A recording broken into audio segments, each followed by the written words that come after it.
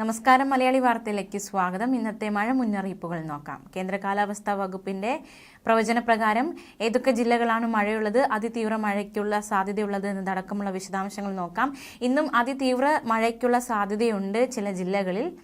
വിവിധ ജില്ലകളിൽ കേന്ദ്ര കാലാവസ്ഥാ വകുപ്പ് ഓറഞ്ച്, മഞ്ഞ അലർട്ടുകൾ പ്രഖ്യാപിച്ചിരിക്കുകയാണ്. ഇന്ന് അതിതീവ്ര മഴയ്ക്ക് സാധ്യതയുള്ള, അതായത് ഓറഞ്ച് അലർട്ട് പ്രഖ്യാപിക്കപ്പെട്ടിരിക്കുന്ന ജില്ലകൾ ഏതൊക്കെയാണെന്ന് നോക്കാം.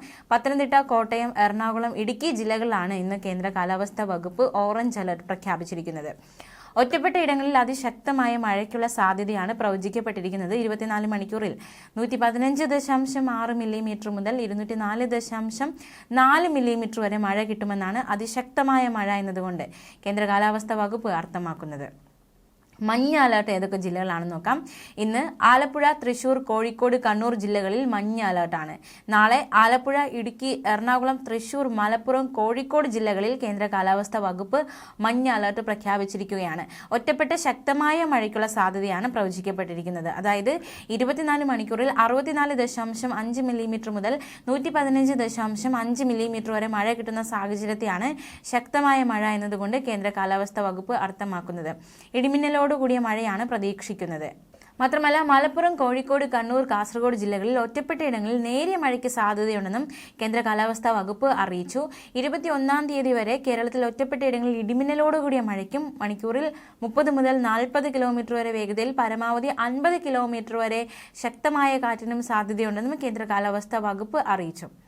ശക്തമായ കാറ്റ് അതിനുള്ള സാധ്യതയുണ്ട്. അതിനെ നേരിടാനുള്ള പൊതു ജാഗ്രത നിർദ്ദേശങ്ങൾ എന്തൊക്കെയാണ് എന്ന് നോക്കാം. കേരളത്തിൽ ഏറ്റവും കൂടുതൽ നാശനഷ്ടവും ജീവഹാനിയും ഒക്കെ ഉണ്ടാക്കുന്ന ഒരു സവിശേഷമായ ദുരന്തമാണ് കാറ്റ്. ശക്തമായ കാറ്റിൽ മരങ്ങൾ കടപുഴകി, ചില്ലകൾ ഒടിഞ്ഞു വീണും അപകടങ്ങൾ ഉണ്ടാകാനുള്ള സാധ്യതയുണ്ട്. കാറ്റും മഴയും ഉണ്ടാകുമ്പോൾ ഒരു കാരണവശാലും മരങ്ങളുടെ ചുവട്ടിൽ നിൽക്കരുത്. മരച്ചുവട്ടിൽ വാഹനങ്ങൾ പാർക്ക് ചെയ്യരുത്.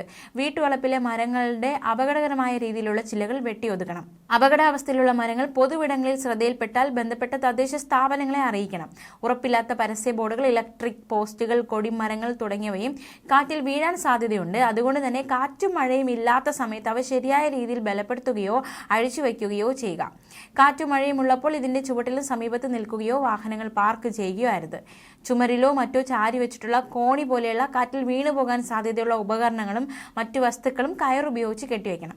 കാറ്റ് വീശി തുടങ്ങുമ്പോൾ തന്നെ വീടുകളിലെ ജനലുകളും വാതിലുകളും അടച്ചിടണം. ജനലുകളുടെയും വാതിലുകളുടെയും സമീപത്ത് നിൽക്കാതിരിക്കുക. വീടിന്റെ ടെറസിലും നിൽക്കുന്നത് ഒഴിവാക്കണം. ഓലമേഞ്ഞതോ ഷീറ്റ് പാകിയതോ അടച്ചുറപ്പില്ലാത്തതോ ആയ വീടുകളിൽ താമസിക്കുന്നവർ മുന്നറിയിപ്പ് വരുന്ന ഘട്ടങ്ങളിൽ അധികൃതർ ആവശ്യപ്പെടുന്ന മുറയ്ക്ക് സുരക്ഷിതമായ കെട്ടിടങ്ങളിലേക്ക് മാറി താമസിക്കേണ്ടതാണ്. എന്തായാലും മഴ മുന്നറിയിപ്പും നമുക്ക് മുന്നിൽ നിൽക്കുന്ന ഇത്തരത്തിലുള്ള സംഭവിക്കാവുന്ന ദുരന്തങ്ങൾ, അതിൻ്റെ മുൻകരുതലുകളും ഒക്കെ സ്വീകരിച്ച് മുന്നോട്ട് പോകുക. ന്യൂസ് ഡെസ്ക്, മലയാളി വാർത്ത.